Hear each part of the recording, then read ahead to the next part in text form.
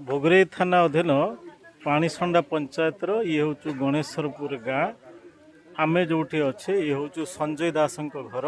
आपण मैंने देखिपे ये ओडिशा पश्चिमबंग सीमांत ये अंचल बा गाँ एठू पश्चिमबंग पाखापाखि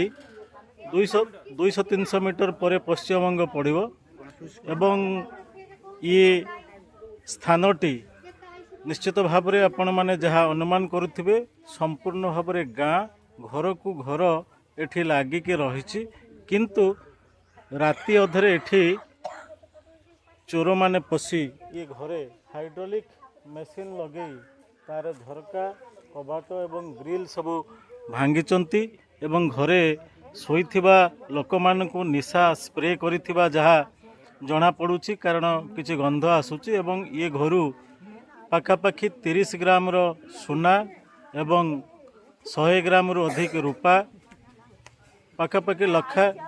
टंका जहाँ 80,000 से माने कहउचंती जहाँ चोरी होती एपर्यंत पुलिस घटनास्थल रे पहुँची नहीं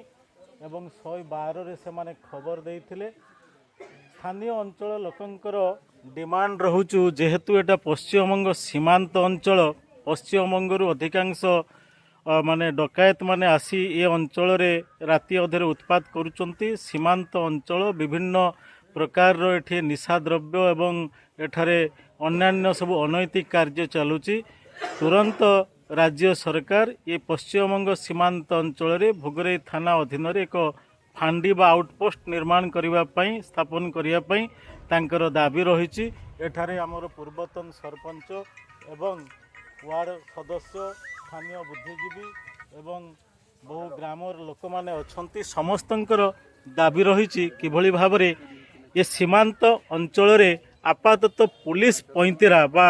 पुलिस रो जो पेट्रोलिंग गाड़ी जदि राति रे आपातत 2-3 थर एपटे पेट्रोलिंग गाड़ी बुलंता ताले निश्चित भाव में जो चोर माने से माने टिके भयभीत होते बा स्थानीय अंचल लोक माने राति रे आराम से सोई पारंते लोकंकर धन जीवन सुरक्षा हो पारता। जय जगन्नाथ।